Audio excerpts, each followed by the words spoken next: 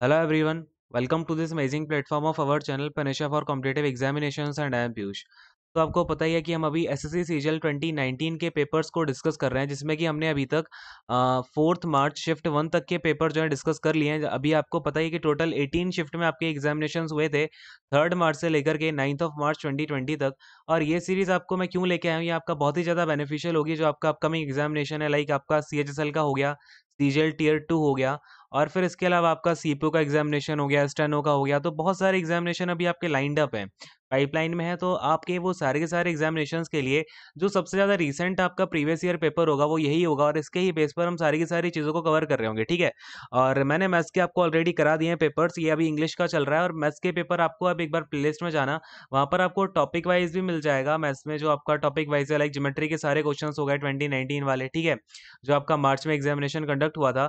इसके अलावा आपको ये शिफ्ट वाइज भी मिल जाएंगे, ठीक है ना। तो आप उन्हें जाकर के चेकआउट कर सकते हो, मैथ्स का हो गया, रीजनिंग का हो गया, बहुत ही ज़्यादा बेनिफिशियल है आपके लिए। इसके अलावा कई सारी क्लासेस चल रही हैं ऑलरेडी, जिन्हें कि आप जाकर के रेफर कर सकते हो, लाइक आपका जीके का, स्टैटिक जीके का स्पेशल कोर्स हो गया, चाहे आपका स्टैटिक जीके के ऊपर जो एमसीक्यूज होते हैं, क्विज वगैरह टाइप के, और जो आपका लाइव मॉक टेस्ट होता है सीएचएसएल के लिए, अभी आपका बहुत ही ज़्यादा अच्छी ये सीरीज चल रही है, जिसका आप बहुत ज़्यादा फायदा उठा सकते हो। इसके अलावा रात में आपकी क्लास चलती है करंट अफेयर्स की, तो वो भी आप जाकर के जरूर देखें। आपका भी एसएससी सीएचएसएल को ही टारगेट करके अभी ली जा रही है, फिर हम इसमें सीपीओ को भी इंक्लूड कर लेंगे। तो ये सारी की सारी चीज़ें हम यहाँ पर कर रहे होंगे, ठीक है। चलो खैर, और मैं आपको ये बता देता हूँ, अगर आपने अभी तक कोई क्लास नहीं देखी है पहले की, तो हम यहाँ पर जो सारे के सारे क्वेश्चंस कर रहे होंगे वो आपको डिटेल में यहाँ पर एक्सप्लेनेशन दूंगा। पेपर कराने का मतलब ये नहीं है मैं आपको बता दूंगा इसका ऑप्शन ए है, बी है, सी है, डी है। हम यहाँ पर सारी की सारी चीज़ों से डील करेंगे, और मेरा जो मेन मोटो है मैं ये है कि हम ये जो 18 पेपर्स डिस्कस करेंगे ना, उनमें मैं आपको सारी की सारी चीज़ें इस तरीके से सिखा दूँ कि आपको एग्जामिनेशन हॉल में कम से कम पूरे के पूरे क्वेश्चंस को अटेम्प्ट करने की एक अंदर अपनी अंदर इफिशियंसी तो लेके आ पाए, है ना। खैर, और मैं यहाँ पर आपको जो भी एरर्स हैं वो पार्सिंग के थ्रू बताऊंगा। जैसा कि हमने 1300 प्लस कॉमन एरर्स वाला कोर्स भी किया था, 1300 प्लस कॉमन एरर्स वाला कोर्स किया था, तो उसमें भी हमने यहाँ पर पार्सिंग का यूज़ किया हुआ है, ठीक है ना। तो उसके उसी का हम यहाँ पर यूज़ करके जो है चीज़ों को अपनी कंप्लीट कर रहे होंगे, है ना। इसके अलावा आपको मैं लॉजिकल एक्सप्लेनेशन दूंगा। रूल्स पर मैं ज़्यादा बिलीव रखता नहीं हूँ कि आपकी इंग्लिश क्या लैंग्वेज है, तो और लैंग्वेज में क्या होता है अपना लॉजिकल एक्सप्लेनेशंस होते हैं, ठीक है ना। और अगर आपकी वोकैबुलरी यहाँ पर पेपर में कहीं भी आती है, तो वो पूरी की पूरी हम यहाँ पर वोकैबुलरी कर रहे होंगे, क्योंकि बहुत ज़्यादा इंपॉर्टेंट है। आपकी वोकैबुलरी रिपीट होती रहती है ना, तो कहीं ना कहीं तो रिपीट हो ही जाएगी। तो वोकैबुलरी चाहे आपकी पेपर में किसी क्वेश्चन में आई हो, वो वोकैब भी करेंगे हम, चाहे आपकी किसी ऑप्शंस में हो, चारों के चारों ऑप्शंस में अगर कोई अच्छी वोकैब मिलती है, तो वो भी हम सारी की सारी चीज़ें यहाँ पर कर रहे होंगे, है ना। चलो खैर, अब आज के सेशन को हम यहाँ पर शुरू करते हैं। आज है आपका डे नंबर 5, और आज हम डिस्कस करने वाले हैं 4 मार्च 2020 को शिफ्ट 2 में जो आपका पेपर कंडक्ट हुआ था, ठीक है। चलिए खैर, अब आते हैं फटाफट से अपने क्वेश्चन पेपर पे। ये रहा आपके सामने पहला क्वेश्चन। अच्छा, अब क्वेश्चन करने के वही रूल है अपने की। रूल नंबर 1 क्या है, आपको हर क्वेश्चन को देखते ही क्या करना है, अपने आप से आंसर अपनी नोटबुक में कहीं पर लिख लेना है कि इसका आंसर मैंने ए दिया है, बी दिया है, सी दिया है, सी दिया है, डी दिया है। फिर आपको ये भी बताना है आपके कितने करेक्ट हुए, ठीक है ना। कितने आपके करेक्ट होते हैं ये आपको फटाफट से आंसर भी देना है, ठीक है। कहाँ पर देना है, कमेंट सेक्शन में आप ये आंसर अपना पोस्ट कर देना, क्लियर है। चलिए खैर, अब हम यहाँ पर देखते हैं, अपना सेशन को शुरू करेंगे। अपने पास क्या गिवन है, what is the proper most appropriate antonym of the given word. और अपने पास वर्ड गिवन है ऑब्सोलेट, ठीक है। हमें यहाँ पर ऑब्सोलेट का एंटोनेम देखना है। अगर मैं ऑब्सोलेट की बात करूँ, ऑब्सोलेट का मतलब होता है नो लॉन्गर इन यूज, ठीक है।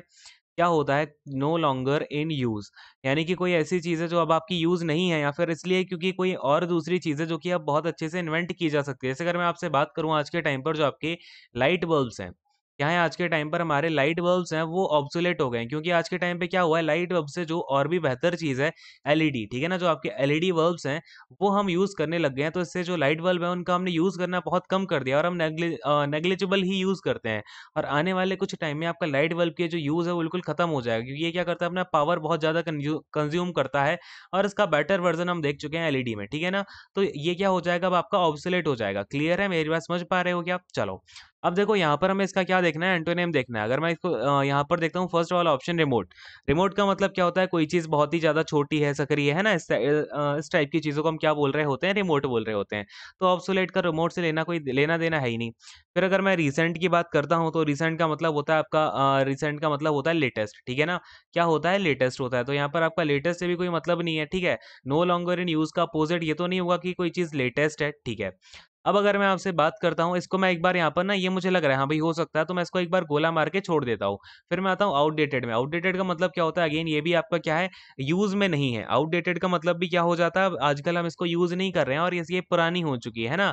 या फिर अगर मैं आपसे बात करता हूँ, कोई आपकी चीज है जिसे आप यूज करते हो, आपकी यूज करने वाली कोई चीज है और उसकी क्या हो जाए, एक्सपायरी डेट जो है निकल जाए, तो हम उसको क्या बोल देते हैं, आउटडेटेड बोल देते हैं, यानी कि इसकी एक्सपायरी हो गई है, ठीक है ना। और रिजिड आप तो पता ही है, रिजिड क्या होता है, अपना सॉलिड बॉडी को हम बोल रहे होते हैं रिजिड, है ना। तो अगर मैं यहाँ पर देखता हूँ नो लॉन्गर इन यूज का प्रॉपर जो यहाँ पर मुझे मोस्ट अप्रोप्रिएट एंटोनिम दिख रहा है, वो ये रिसेंट ही दिख रहा है ना। क्या है इसमें, लेटेस्ट, यानी कोई चीज अभी लेटेस्ट लेटेस्ट बनी है। जैसे अगर मैं आपसे बात करूं, तो जैसे अभी आपका संसद की बात हो रही है, ठीक है, आपको पता होगा अपनी संसद जो है वो अब शिफ्ट की जा रही है और हमें उसको नए जो नई बिल्डिंग है उसकी बनाई जा रही है संसद की, है ना, न्यू दिल्ली में। तो अब जो नई संसद यहाँ पर बन जाएगी, फिर वो क्या हो जाएगा, अपनी ये लेटेस्ट यानी कि रिसेंट संसद हो जाएगी, है ना। इससे पहले वाली जो संसद होगी वहां पर अपनी जो सत्र हैं, संसद के सत्र हुआ करते हैं, या फिर जो आपकी संसद की मीटिंग्स होती हैं, वो वहां पर अब नहीं होंगी पुराने वाली में। तो पुराने वाली ऑब्सोलेट हो जाएगी और इसका अपोजिट जो दूसरी वाली होगी वो आपकी रिसेंट हो जाएगी, ठीक है ना। क्लियर हो गया। अगले क्वेश्चन पर आते हैं, ठीक है। ये देखो अपने सामने अगला क्वेश्चन है, यहाँ पर हमें करेक्टली स्पेल्ड वर्ड देखना है, ठीक है ना। तो हम एक एक करके सबकी मीनिंग भी यहाँ पर समझेंगे। तो सबसे पहले है इंकरेजमेंट। इंकरेजमेंट की यहाँ पर जो स्पेलिंग है, आई थिंक वो यहाँ पर अपनी जो है बिल्कुल करेक्ट लिखी हुई है, ठीक है ना। इनकरेजमेंट का मतलब क्या होता है, किसी को क्या करना, आगे बढ़ाना, है ना। इनकरेजमेंट का होता है आपने कुछ भी अच्छा काम किया तो आपको क्या किया जाए, कुछ अवार्ड दिया जाए, जिससे कि, या फिर आपको अवार्ड नहीं, बेसिकली अवार्ड नहीं बोलेंगे उसको, रिवॉर्ड बोलेंगे, है ना। आपको कुछ रिवॉर्ड दिया जाए जिससे कि आप अपना काम और भी अच्छे से कर पाओ, है ना, उसको क्या बोलते हैं, इनकरेजमेंट बोलते हैं। कुछ इंसेंटिव हो जाए, ठीक है ना, कुछ आपको इंसेंटिव दे दिया जाए तो वो भी अपना इनकरेजमेंट हो जाएगा। अब मैं एम्बेरसमेंट की बात करूं, तो इसकी जो राइट स्पेलिंग होती है, वो होती है आपकी EMBARRASSENT,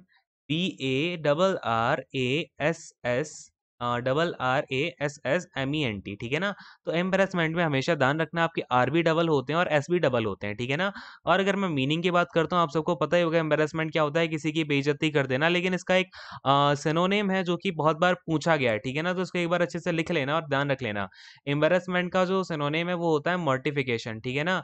क्या होता है, मॉर्टिफिकेशन। इसको अच्छे से आप एक बार क्या करेंगे, नोट डाउन कर लेंगे, है ना। ये क्वेश्चन आपका पूछा गया है कई बार और आने के चांसेस हैं अगले एग्जामिनेशंस में, है ना। और अगर मैं इसकी बात करूं कॉन्साइंसियस की, तो इसका देखो, इसकी जो राइट स्पेलिंग होती है वो होती है आपकी CONSCINTIOUS, ठीक है ना। क्या होता है, कॉन्साइंशियस, ठीक है ना। तो कॉन्साइंशियस का मतलब क्या होता है, कॉन्साइंशियस का मतलब होता है जैसे कि आप क्या करते हो, लेट से आपने कोई जॉब ज्वाइन करी, ठीक है ना। अभी आपके अंदर बहुत ज़्यादा पैशन है, लेट से आप सीजीएल को क्रैक करके इनकम टैक्स ऑफिसर बनना चाहते हो, ठीक है ना। क्या बनना चाहते हो आप, इनकम टैक्स ऑफिसर बनना चाहते हो। तो अब इनकम टैक्स ऑफिसर बन के आप क्या करोगे, अपना काम बहुत ही ज़्यादा आप क्या करोगे, बहुत ही अच्छे से थॉरोली करोगे, ठीक है ना। थॉरोली करोगे, ऑनेस्टली करोगे, मेहनत से करोगे, है ना। तो आपके अंदर ये जो क्वालिटी है कि आप और जो शपथ लेते हो, शपथ लेते टाइम क्या बोलते हो कि मैं अपना काम बहुत ही ज़्यादा थॉरोली करूंगा, ऑनेस्टी से करूंगा और बहुत ही ज़्यादा मेहनत लगाऊंगा, अपने पूरे तन मन धन से अपना काम करूंगा, ठीक है। तो इस जो ये जो आपकी क्वालिटी है, ये विश करने की जो आपकी क्वालिटी है, उसको ही हम क्या बोलते हैं, कॉन्शाइंशियस, ठीक है ना। कॉन्शाइंशियसनेस बोलते हैं हम किसको, जो आपके अंदर की क्वालिटी है, जिसके अंदर से आप ये चाहते हो कि मैं, मेरा जो भी काम है, या फिर मेरी जो भी ड्यूटी है, या फिर मेरा जो वर्क है, जॉब है ना, ये जो है मैं अपना बिल्कुल ईमानदारी से करूँ और उसको थॉरोली करूँ, ठीक है ना। ये जो क्वालिटी होती है उसको हम क्या बोलते हैं, कॉन्साइंशियसनेस, ठीक है ना, ध्यान रहेगा हमेशा। चलो, अब यह है कमोशन। तो देखो कमोशन की जो राइट स्पेलिंग होती है वो होती है COMMTION, ठीक है ना। क्या होती है, ये कमोशन होती है। अच्छा, अगर मैं बात करूं कमोशन का मतलब क्या होता है, तो कमोशन का मतलब होता है कोई बहुत ज्यादा नॉइज हो, लेट्स से इसको मैं बोल देता हूँ ग्रेट नॉइज, ठीक है ना। या फिर हम इसे क्या बोल सकते हैं, ग्रेट नॉइज हो गया, एक्साइटमेंट हो गया, ठीक है ना, बहुत ज्यादा एक्साइटमेंट है किसी चीज का। या फिर आप बोल दो डिस्टर्बेंस हो रही है, कोई बहुत ज्यादा जब नॉइज मचाता है तो उससे क्या होता है, आपको डिस्टर्बेंस ही तो होती है। या फिर आप इसे कंफ्यूजन की स्टेट से भी रिफर कर सकते हो, ठीक है ना। अगर आपको कभी दिख गया कमोशन के साथ में कंफ्यूजन दिया गया है उसके सिनोनिम के लिए, और कोई वर्ड उसमें फिट नहीं बैठ रहा है, तो आपका कंफ्यूजन भी उसका हो जाएगा सिनोनिम, ठीक है ना। क्लियर है, सभी को समझ में आ गया। अगले क्वेश्चन पर आता हूँ। स्पेलिंग भी हमने देख लिया और मीनिंग्स भी हमने यहाँ पर देख लिए, है ना। अगला क्वेश्चन देखो, हमें यहाँ पर गिवन ईडियम का मोस्ट अप्रोप्रिएट मीनिंग बतानी है। जब ये जो मोस्ट अप्रोप्रिएट लिखा रहता है ना, इसका मतलब होता है कि ये आपको बहुत अच्छे समझना है। इसका मतलब क्या है, इन चारों ऑप्शंस में से सबसे बढ़िया ऑप्शन आपको बताना है। इसका मतलब ये नहीं है लेट से ऐसा नहीं है कि इसका मीनिंग हो सकता है कि थोड़ा सा अलग हो, लेकिन हमें क्या करना है, इन चारों ऑप्शंस में से ही देखना है, इन चारों ऑप्शन में कौन ज्यादा मोस्ट अप्रोप्रिएट है। तो हो सकता है आपको कभी ऑप्शंस में ना ऐसा हो जाए कि आपको उसकी जो राइट मीनिंग है वो ना दिखे, लेकिन उससे मिलती जुलती मीनिंग दिख सकती है, ठीक है ना। तो आपको मिलती जुलती हुई मीनिंग को ही टिक करना पड़ेगा, क्योंकि हमें गिवन ऑप्शन से मोस्ट अप्रोप्रिएट देखना पड़ता है, ठीक है ना। चलो, अब यहाँ पर क्या है, द बीज नीज। तो द बीज नीज का मतलब क्या होता है, प्रॉब्लमेटिक, ठीक है ना। आपका लेट से ऐसे याद रख लो इसको, कोई बी होती है तो बी की नीज तो होती ही नहीं है। अब अगर बी को नीज ही निकल आएंगे तो उसको बहुत ज्यादा प्रॉब्लम हो जाएगी, है ना। वो चल ही नहीं पाएगी, इतनी जल्दी से उड़ नहीं पाएगी, है ना, और अपने लिए हनी भी इकट्ठा नहीं कर पाएगी। तो ये क्या हो जाएगी, उसके लिए बहुत बड़ी प्रॉब्लम खड़ी हो जाएगी। तो हम इसको क्या बोल देंगे, प्रॉब्लमेटिक। ऑल राइट, क्लियर है। अगले क्वेश्चन पर आ जाते हैं। बस ऐसे ध्यान रख लो, ठीक है ना। जस्ट एक तरीका होता है आपका ये चीजों को ध्यान रखने का। अब ये क्या है, अपने पास में वन वर्ड सब्स्टिट्यूशन आ गया। One who loads and unload ships, यानी कि वो जो शिप्स को लोड करता है अनलोड करता है। आपने देखा होगा जब भी शिप किनारे पे लगता है तो उसके अंदर जो भी सामान वगैरह है वो कि कुछ लोग बाहर निकाल रहे होते हैं, कुछ लोग उसमें जो सामान अब जाना है अगले स्टेशन तक या फिर अगले पोर्ट तक बेसिकली, तो वो सामान उसमें रख रहे होते हैं, ठीक है ना। तो उसको हम क्या बोलते हैं, स्टीव डोर बोलते हैं, ठीक है ना। ये जो आपका लिखा हुआ है यहाँ पे स्टीव डोर, हम किसको बोलते हैं, जो इंसान आपका शिप्स को लोड करता है या फिर अनलोड करता है, ठीक है ना। चलो, या फिर ये देखो आपका शिप्स के लिए यूज नहीं होता है। इसके अलावा अगर मैं आपसे बात करूं, ट्रेन हैं, ट्रेन में भी आप सामान को लोड अनलोडिंग कर रहे हो तो उसको हम क्या बोलेंगे, स्टीव डोर बोलेंगे। या फिर आपका कोई एरोप्लेन हो गया, ठीक है ना, एयरप्लेन हो गया, तो इसमें भी हम क्या, इसमें भी जो लोड अनलोड करेगा, कार्गो शिप्स होते हैं ना, तो उसको भी हम क्या बोलते हैं, स्टीव डोर बोलते हैं। Now coming to the first option, यहाँ पर हमारे पास स्पिनस्टर लिखा हुआ है। स्पिनस्टर का मतलब क्या होता है, very old woman. Very old woman नहीं, कोई ओल्ड वुमन हो, ठीक है ना। स्पेशली क्या हो, आपकी ओल्ड वुमन हो जो कि अनमैरिड है, ठीक है ना। An old woman who is unmarried, ठीक है ना, हु इज अनमैरिड। क्लियर है, कोई अनमैरिड ओल्ड वुमन हो तो उसको हम क्या बोल देते हैं, स्पिंस्टर बोल देते हैं, ठीक है। और कैप्टन आपको पता ही होगा, शिप्स में कैप्टन होते हैं, है ना। तो कैप्टन की मीनिंग आपको पता ही होगी, कोई शिप है या फिर शिप या फिर एयरक्राफ्ट है, ठीक है ना। शिप या फिर एयरक्राफ्ट का जो पर्सन चीफ होता है हम उसको क्या बोलते हैं, कमांड में होता है जो पर्सन, उसको हम बोल देते हैं कैप्टन, ठीक है। और अगर मैं रस्टिक की बात करूं, अच्छे से इसको नोट डाउन कर लेना, इंपॉर्टेंट है रस्टिक, ठीक है ना। रस्टिक का मतलब हो जाएगा person, a person who is typical of a country, या फिर इसको आप ऐसे बोल दो कंट्रीमैन, ठीक है ना। अच्छा, कंट्रीमैन क्या होता है, बोलते हैं ना गांव वाला है, ये तो बहुत गांव वाले क्या होते हैं, बेसिकली सीधे साधे पर्सन होते हैं, ठीक है ना, अपने काम से काम रखने वाले होते हैं, तो उनको हम बोलते हैं रस्टिक। या फिर आप ऐसे बोल दो टिपिकल ऑफ कंट्री। कंट्री का मतलब क्या होता है, गांव वगैरह जो होते हैं हम उनको कंट्री बोल रहे होते हैं, ठीक है ना। तो कोई ऐसा पर्सन जो कि कंट्री, या फिर आप इसको कंट्री पीपल बोल दो, है ना। क्या बोल दो, कंट्री पीपल, कंट्री मैन, जो गांव के लोग होते हैं, ठीक है, बेसिकली हम उनको रिफर करके बोल रहे होते हैं। और ये काफी भोले वाले होते हैं ना। तो इस तरीके से लेट से आप क्या करते हो, कभी गाँव में घूमने जाओ, ठीक है ना। इसका मैं आपको एक एग्जाम्पल देता हूँ, बहुत ही ज्यादा इंपॉर्टेंट एग्जाम्पल, और आपको ये मतलब पता होना चाहिए। कभी भी मैं किसी एग्जाम्पल पर इतना ज्यादा जोर देता हूँ ना, उसका मतलब वो क्वेश्चन आपके लिए बहुत ज्यादा इंपॉर्टेंट है, ठीक है ना। तो रस्टिक का जैसे लेट से मैंने बोला, that's the this is rustic charm, ठीक है ना। मैंने क्या बोल दिया, दिस इज रस्टिक चार्म। तो यहाँ पर क्या मतलब हो जाएगा, ये जो चार्म है, यानी कि ये जो कभी आप गांव में अगर जाओगे तो वहां पर आसपास आपको इतनी नेचर दिखेगी, ब्यूटी दिखेगी नेचर की, आपको ग्रेन्स वगैरह की जो बार्ली वगैरह है वो दिखेंगी गांव में लगी हुई। तो वो जो है आपका एक रस्टिक चार्म है ना। कैसा है, रस्टिक चार्म है। क्लियर है, मेरी बात समझ में आ पा रही है सभी को। और हाँ, अगर आपको अलग से कोई डाउट आता है तो डाउट आपको अपना कमेंट सेक्शन में पोस्ट कर देना है, ठीक है ना। उसका मैं आपको अलग से रिप्लाई दे दूंगा, क्योंकि आपके जो डाउट्स हैं वो भी क्लियर होने बहुत जरूरी बात होती है ना। चलिए खैर, अगले क्वेश्चन पर आते हैं। नेक्स्ट वाला क्वेश्चन ये रहा आपके सामने। फटाफट से इसका आंसर जो है अपनी नोटबुक में नोट डाउन करो और फिर मुझे बाद में बताना इसका आपके कितने करेक्ट हुए हैं। और ये आपका one of the toughest paper है, ठीक है। पता नहीं क्यों टफेस्ट है, बट थोड़ी सी ज्यादा कुछ खास भी नहीं है इतना। इंग्लिश के पेपर तो इजी आ रहा है, बस थोड़ा सा इसमें आपका आई थिंक मैथ्स का सेक्शन थोड़ा सा हल्का सा ऊपर हो गया था, ठीक है। वेल देखो यहाँ पर अपने पास क्या है, sudden rush of a large number of frightened people और एनिमल। एक क्या होता है ना, कभी आपने देखा होगा, कभी लेट से कोई एक जगह है जहाँ पर बहुत सारे लोग जमा हुए हैं, और क्या हुआ वहां पर सडन ऐसी अफवाह फैला दी जाए कि यहाँ पर क्या है, बॉम्ब है। ठीक है ना, यहाँ पर क्या है, बॉम्ब है, तो क्या होगा, लोग बहुत ज्यादा डर जाएंगे, या फिर आपके लोग हैं, लोग भागने लग जाएंगे, वहां पर लेट से कुछ एनिमल्स भी हैं तो वो भी भागने लग जाएंगे। तो ये जो सडन रश आएगा ना, उसको हम क्या बोल देते हैं, इसको हम बोल देते हैं स्टैम्पीड। स्टैम्पीड क्या होता है, लोगों का एक बहुत बड़ा झुंड होता है, लेकिन कैसे लोगों का, फ्राइटेंड लोगों का, ठीक है ना, ये ध्यान रखना, डरे हुए लोगों का ये झुंड होता है, मतलब उन लोगों को या तो डरा के भगाया जा रहा हो, या फिर उन्हें ऐसी खबर मिली हो यहाँ पर बॉम्ब वगैरह है, तो लोग डर के भागते हैं, है ना। एनिमल्स के बीच में आप गन फायर कर दो, ठीक है, एनिमल्स के बीच में आप क्या कर दो, गन फायर कर दो, तो वो भी क्या करेंगे, डर के भागेंगे, तो वो भी स्टैम्पीड हो जाएगा। या फिर आप कुछ फायर लग गई, लेट से फॉरेस्ट में फायर लगी, तो एनिमल्स वगैरह भागेंगे डर के, है ना, तो उसको भी हम क्या बोलते हैं, स्टैम्पीड बोल रहे होते हैं। क्लियर है। नाउ स्केपगोट का मतलब क्या होता है, स्केपगोट आपका होता है, लेट से अ पर्सन इज, इसको मैं एक बार अच्छे से लिख देता हूँ, ये काफी बार पूछा गया वन वर्ड है।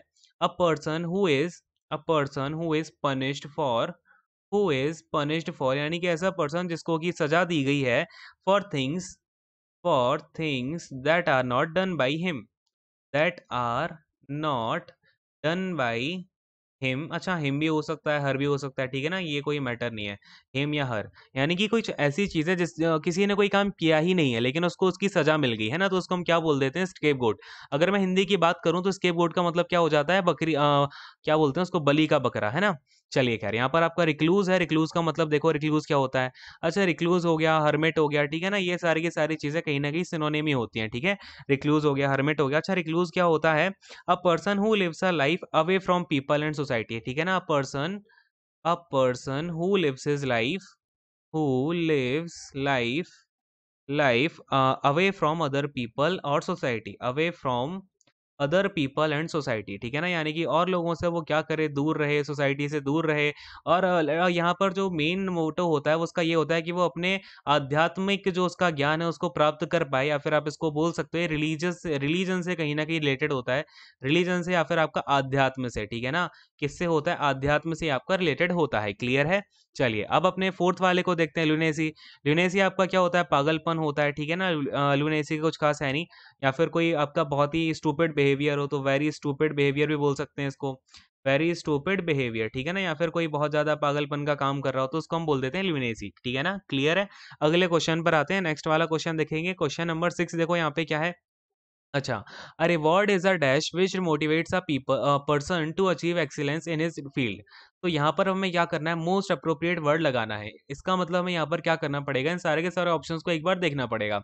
अ रिवॉर्ड इज अ, कोई रिवॉर्ड मोन्यूमेंट है क्या, अच्छा मोन्यूमेंट का मतलब क्या होता है ये बताओ जरा मुझे। तो मोन्यूमेंट आपकी एक ऐसी बिल्डिंग होती है, या फिर आपका कोई स्टैचू भी हो सकता है मोन्यूमेंट, ठीक है ना, कोई स्टैचू है, कोई आपकी बिल्डिंग है, यानी कि ये कोई ऐसी बिल्डिंग है, स्टैचू है जो कि हमें हिस्ट्री के बारे में बताती है, ठीक है ना, क्या करती है, हिस्ट्री के बारे में बताती है, या फिर हिस्ट्री का कोई इवेंट हो गया, कोई हिस्ट्री का पर्सन हो गया, कोई इंपॉर्टेंट पर्सन हो गया, उसके बारे में हमें, कोई बिल्डिंग है या फिर उसके एक स्टैचू खड़ा हुआ है तो उसके बारे में हमें रिमाइंड कराती है, ठीक है ना। फेमस पर्सन हो गए, ठीक है ना, फेमस पर्सनालिटी बेसिकली, ठीक है, अकेला पर्सन ही, फेमस पर्सन हो गए, तो उनके बारे में हमें ध्यान दिलाते हैं ये मॉन्यूमेंट्स वगैरह, तो उसको हम क्या बोल रहे होते हैं, मॉन्यूमेंट, ठीक है। अब यहाँ पर आपका जो मेमोरियल लिखा हुआ है, ये मेमोरियल का मतलब भी कहीं ना कहीं मॉन्यूमेंट जैसा ही होता है, लेकिन इसको मेमोरियल जो होता है ना वो आपका किसी की याद में भी बनाया जाता है, ठीक है ना। तो मेमोरियल जैसे कि ये जरूरी नहीं है आपका हिस्टोरिकल हो, मेमोरी को लेट से किसी को कोई अपनी माता पिता की याद में कोई बिल्डिंग बनवा देता है, ठीक है ना, या फिर कोई स्टैचू बनवा देता है उनका, तो उसको भी हम क्या बोल रहे होते हैं, मेमोरियल बोल रहे होते हैं, ठीक है ना। तो ये आपका मेमोरियल बस हिस्ट्री से रिलेटेड नहीं है, लेकिन ये कहीं ना कहीं सिनोनिम ही है मॉन्यूमेंट का, ठीक है ना, तो इसको थोड़ा सा ध्यान रखना। तो मेमोरियल आपको पता चल गया। और अगर मैं यहाँ पर आपसे बात करूँ कलेक्शन, कलेक्शन तो आपको पता ही होगा, कलेक्शन क्या होता है भाई, कलेक्शन होता है लेट्स से गैदरिंग है किसी भी चीज की, है ना, gathering of a group, gathering of a group of things, ठीक है ना, of a group of things, यानी कि आपने कई सारी चीजें क्या है गैदर कर रखी हैं, तो उनको हम क्या बोल देंगे भाई, कलेक्शन बोल देंगे। ये भी आपका मैंने यहाँ पे वन वर्ड में तोड़ दिया। लेकिन अब रिवार्ड आपका क्या है, रिवार्ड क्या मॉन्यूमेंट है क्या, कोई नहीं, भी मॉन्यूमेंट तो नहीं है, कलेक्शन है नहीं है, कोई मेमोरियल है नहीं है। अब मैंने रिकॉग्निशन को देखा, तो रिकॉग्निशन क्या होता है आपका, रिकॉग्निशन का मतलब होता है एक्नॉलेजमेंट, ठीक है ना, क्या होता है, एक्नॉलेजमेंट होता है। तो रिवार्ड एक क्या है, एक ऐसी एक्नॉलेजमेंट है ना, जो कि पर्सन को, उसने अगर अपनी फील्ड में कोई बहुत ज्यादा एक्सीलेंस वाला काम किया है तो उसे वो काम करने के बाद क्या मिलती है, उसे एक्नॉलेजमेंट मिलती है ना, यानी कि जान पहचान, उसके बारे में जाना जाता है, उसको एक रिवॉर्ड क्या करता है, उसे एक रिकॉग्नाइज करता है एक तरीके से, ठीक है ना। चलिए खैर, अगले क्वेश्चन पर आता हूँ, क्वेश्चन नंबर 7 देखेंगे, ठीक है। ये रहा अपने सामने क्वेश्चन नंबर 7 और अब ये कॉम्प्रिहेंशन वाले क्वेश्चन आने शुरू हो गए हैं। तो देखो यहाँ पर क्या है, discipline is doing any work with rules and regulations, it is dash misunderstood as a restriction to freedom. मतलब यहाँ पर आपने ये 2-3 लाइनें पढ़ के क्या पता चल गया कि यहाँ पर जो हमारी बात की जा रही है पूरे के पूरे पैरा में यहाँ पर, तो ये डिसिप्लिन की ही बात की जा रही है। तो यहाँ पर आपका जो मेन आइडिया होगा, सेंट्रल आइडिया होगा इस पैसेज का, या फिर ये जो आपके सामने क्लोज टेस्ट के क्वेश्चन दिए हुए हैं, तो इसका पैसेज का इसका जो हमारा मेन आइडिया हो जाएगा वो क्या हो जाएगा, डिसिप्लिन। यानी कि बात कहीं ना कहीं डिसिप्लिन के ऊपर की गई है और इसकी अच्छाइयों के ऊपर की गई है ना। चलो अब देखते हैं, discipline is doing any work with rules and regulations, it is dash misunderstood as. ठीक है, फिर मैंने देखा यहाँ पर हैप्पीली, हैप्पीली का मतलब तो खुशी खुशी, कोई दिक्कत नहीं है। यूजुअली आपका क्या होता है, नॉर्मली, है ना, यूजुअली क्या होता है नॉर्मली, या फिर आपका जो आपकी हैबिट है वही आप काम कर रहे हो तो वो यूजुअली हो जाता है। स्लोली, धीमे धीमे, प्राउडली आपका गर्व से, है ना, प्राउडली क्या होता है, आपको कोई काम आप क्या कर रहे हो भाई, बहुत ही गर्व के साथ कर रहे हो। ठीक है, तो मुझे एक बात बताओ, इट इज डैश मिसअंडरस्टूड ऐसा ये हैप्पीली कुछ कोई हम चीज़ जब मिसअंडरस्टूड कर रहे होते हैं तो क्या हम बहुत ज़्यादा खुश होते हैं क्या, हम क्या यहाँ पर बत्ती सी दिखा रहे होते हैं अपनी, नहीं भाई, कोई हैप्पीली वाली कोई बात ही नहीं है यहाँ पे यूजुअली। तो it is usually misunderstood as, हाँ मुझे ये थोड़ा सा अप्रोप्रिएट लग रहा है, हाँ ठीक है, इसको अक्सर क्या किया जाता है, मिसअंडरस्टूड कर लिया जाता है as a restriction to freedom. तो कोई नहीं, इसको मैंने थोड़ा सा साइड में रखा। अब क्या है स्लोली, अब कोई चीज़ हम क्या ऐसा होता है, कोई चीज़ मैं स्लोली स्लोली समझ रहा हूँ, है ना, ऐसा नहीं होता कुछ भी। तो स्लोली वाली बात तो बिल्कुल गलत ही है। यानी कि ये आपका स्लोली स्लोली भाई अंडरस्टैंड करने का क्या मतलब है, मिसअंडरस्टूड कर रहे हो आप, फिर स्लोली स्लोली कर रहे हो, है ना। चलिए खैर, किसी को भी अगर हम मिसअंडरस्टूड करना होता है वो तो एक बार में ही हो जाता है डायरेक्टली, उसमें स्लोली फास्टली वाली कोई बात ही नहीं है।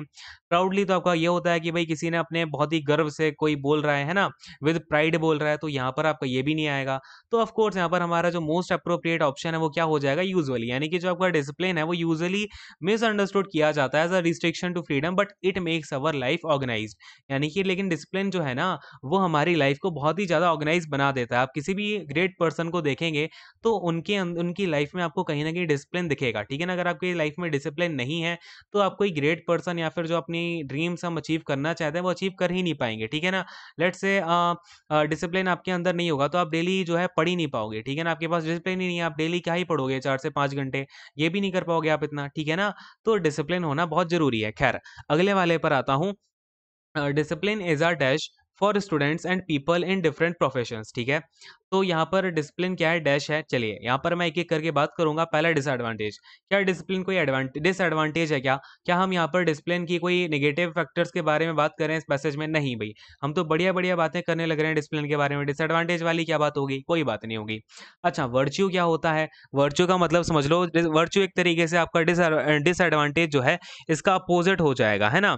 अगर मैं इसकी मीनिंग की बात करूं तो ये हो जाएगी आपकी behaviour, behaviour which shows high moral, which shows high moral standards, high moral standards. यानी कि आपका कुछ ऐसा बिहेवियर हो जिससे कि आपकी जो मोरलिटी है, यानी कि आपकी जो नैतिकता है वो आपके बिहेवियर में दिख रही हो, है ना। एक आपका ऐसा बिहेवियर जिसमें कि आपका बहुत ज़्यादा उच्च तरीके से आपके जो नैतिक कर्तव्य हैं आप उसमें अपने जो मोरल वर्क्स हैं, आपके मोरल रूल्स एंड रेगुलेशन है उनका शो कर रहे हो। ठीक है ना। चलिए खैर, ड्रीम है क्या, अच्छा ये बताओ, डिसिप्लिन कोई ड्रीम है क्या स्टूडेंट्स के लिए, भाई जब ड्रीम की कोई बात ही नहीं है स्टूडेंट्स को तो करना ही पड़ेगा, है ना। चलिए खैर, कर्ज की बात करूं तो कोई कर्ज है क्या, कर्ज तो नहीं है। ठीक है, ये भी आपका गलत हो गया। तो यहाँ पर ये क्या होगा कि वर्च्यू है, यानी कि आपका एक ऐसा बिहेवियर है जो कि हाई मोरल वैल्यूज को दिखाता है स्टूडेंट्स की और जो पीपल अलग अलग प्रोफेशन में लगे हुए हैं। ठीक है ना, क्लियर हुआ। अगले क्वेश्चन पर आते हैं। ठीक है ना, चलो अगला क्वेश्चन देखो, यहाँ पर हमें ब्लैंक नंबर 3 देखना है। A disciplined person always dash in each and every field of life. तो एक जो डिसिप्लिन पर्सन होता है वो क्या करेगा। अब मैंने देखा ऑप्शंस में, यहाँ पर मुझे क्या दिखा, डिसिप्लिन्ड पर्सन, यानी कि ये तो है आपका आर्टिकल, ये क्या हो गया आपका यहाँ पर एडवर्ब हो गया, एडजेक्टिव हो गया। ठीक है ना, क्या हो गया, एडजेक्टिव हो गया। और ये पर्सन आपका यहाँ पर नाउन है जो कि सब्जेक्ट का काम कर गया। ऑलवेज क्या कर रहा है, यहाँ पर आपका फ्रीक्वेंसी दिखा रहा है। ठीक है, कोई दिक्कत नहीं है, ये आपका प्रेजेंट इंडेफिनिट में होना चाहिए। यानी कि फ्रीक्वेंसी कब दिखाता है, जब आपका प्रेजेंट इंडेफिनिट में हो ऑलवेज। ठीक है ना, क्लियर है। और आपका वैसे भी ये पूरा का पूरा पैराग्राफ आप स्टार्टिंग से देखो किस में चला रहा है, ये आपका प्रेजेंट में चला रहा है। यहाँ पर इज है, यहाँ पर आपका इज है ना, ये पूरा का पूरा अपना इज में चला आ रहा है। क्लियर है। तो यहाँ पर देखो अब क्या होगा, सक्सीड होगा क्या, हाँ भाई, सक्सीड का मतलब होता है क्या करें भाई, अपने जीवन में बहुत ही ज्यादा आप सक्सेस को अचीव कर पाए, आपकी वर्ब होती है, कोई दिक्कत नहीं है। ठीक है, ये आपकी वर्ब हो गई, और फिर इसके बाद सक्सीड्स भी अपनी वर्ब होती है। फिर मैंने देखा सक्सेसफुल, सक्सेसफुल तो नहीं आएगा क्योंकि सक्सेसफुल क्या होता है आपका, सक्सेसफुल होता है आपका एक एडजेक्टिव, ठीक है ना। हम यहाँ पर एडजेक्टिव की जरूरत है क्या, नहीं भाई, हमें तो यहाँ पर कोई वर्ब की जरूरत है जिससे कि हमारा काम बन जाए सेंटेंस का, है ना। तो फिर मैंने सक्सेस को देखा, सक्सेस क्या होता है भाई, सक्सेस तो अपना एक नाउन होता है, ये भी नहीं बनेगा यहाँ पर, ये दोनों तो पिक्चर से बाहर है। अब मैंने देखा डिसिप्लिन्ड पर्सन ऑलवेज, फिर मैंने देखा अब ये जो मेरा सब्जेक्ट है यहाँ पर, ये सब्जेक्ट तो मेरा आ बता रहा है, ये आर्टिकल यहाँ पर डिफाइन कर रहा है, यानी कि ये कैसा है अपना, सिंगुलर है, क्लियर है। अब अगर ये सिंगुलर है तो इसकी वर्ब कैसी आएगी, सिंगुलर आएगी, तो सक्सीड आएगा या फिर सक्सीड्स आएगा, सक्सीड्स आएगा, क्योंकि जब भी हम सिंगुलर की बात करते हैं तो वर्ब के साथ में एस या ईएस लगा देते हैं, है ना, क्लियर है। अगले क्वेश्चन पर आते हैं, नेक्स्ट वाला क्वेश्चन देख लेते हैं फटाफट से।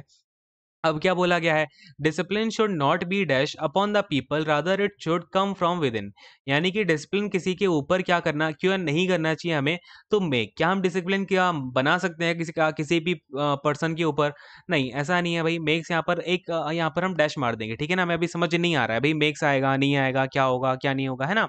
Should not be make upon the people, है ना। फिर आ गया आपका मेक्स आ गया, मेक आ गया, ये मुझे थोड़ा सा डाउट हो गया। फिर मैंने देखा हैंडमेड, अब मैंने कहा अरे भाई हैंडमेड तो स्टार्टिंग से ही गलत हो जाएगा, क्यों हो जाएगा, क्योंकि मुझे पता है पूरे का पूरा सेंटेंस अपना ये प्रेजेंट की बात कर रहा है, ठीक है ना, प्रेजेंट की मैं बात की जा रही है, तो ये पास्ट वाली चीज कैसे आएगी, नहीं आएगी, ये दोनों थर्ड और फोर्थ ऑप्शन तो बाहर हो गए। फिर मैंने देखा डिसिप्लिन शुड नॉट बी, अब ये जो मेरा सब्जेक्ट है ये कैसा है भाई, सिंगुलर है कि प्लूरल है, तो ये मेरा सब्जेक्ट है सिंगुलर, यानी कि यहाँ पर मेरी वर्ब कैसी आनी चाहिए, सिंगुलर वर्ब आनी चाहिए, तो मैंने देखा भाई मेक्स जो है अपना यहाँ पर राइट आंसर हो जाएगा, क्लियर है, बात समझ में आ गई सभी को। तो अपना यहाँ पर राइट आंसर क्या हो जाएगा, मेक्स हो जाएगा, ठीक है। चलो अगले क्वेश्चन पर आते हैं, क्वेश्चन नंबर 11 देखो भाई।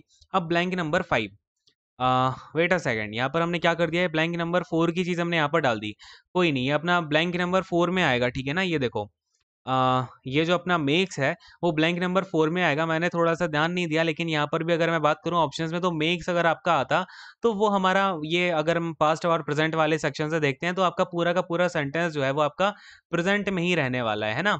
चलिए खैर, यहाँ पर आप देखो डिसिप्लिन्ड पीपल डैश मेका, है ना, तो यहाँ पर क्या आएगा, एक जो डिसिप्लिन्ड जो पर्सन है, पीपल है, वो एक डिसिप्लिन्ड सोसाइटी को बनाते हैं, है ना, तो मेक्स ही आएगा, ठीक है, क्लियर है। चलो खैर, अगर मैं यहाँ पर आपसे बात करूं तो मैंने ये जो आपका सिलेक्शन कर दिया था, ये मैंने ऑप्शंस की देख के ही कर दिया था, है ना, क्योंकि हमें यहाँ पे क्या करना है, मोस्ट अप्रोप्रिएट देखना है, और हमें मुझे पता है यहाँ पर आपका बस जो डिफरेंस है वो ये है कि ये आपके पास्ट वाले सेंटेंसेस में लिखे हुए हैं, ये तो नहीं आ सकते हैं। फिर मैंने प्रेजेंट को देखा, फिर मैंने देखा यहाँ पर ये जो मेरा सब्जेक्ट है ना, ये कैसा सब्जेक्ट है, ये सिंगुलर दिख रहा था मुझे, ठीक है ना, तो मैंने यहाँ पर मेक्स लगा दिया। लेकिन अब यहाँ पर ध्यान देना, ये जो डिसिप्लिन्ड पीपल है ये कैसा है अपना, अब यहाँ पर प्लूरल है, ठीक है ना, तो यहाँ पर अब आपका ये मेक से नहीं आएगा, क्या आएगा यहाँ पर आपका मेक आएगा, ठीक है ना, वो मैंने आपका डिसिप्लिन के अकॉर्डिंग यहाँ पर लगा दिया था, ठीक है, तो आपका राइट आंसर अब क्या होगा, मेक हो जाएगा, ठीक है, इसको थोड़ा सा ध्यान रखना, क्लियर है। अगले क्वेश्चन पर आते हैं, नेक्स्ट वाला क्वेश्चन नंबर हम 11 देख लेते हैं। देखो 11 में देखो, discipline should not be dash upon the people rather it should come from with in. अब देखो कर्ब्ड, एडोन्ड, इम्पोज्ड, इम्पोज्ड, अब हम यहाँ पर एक एक करके मतलब समझते हैं।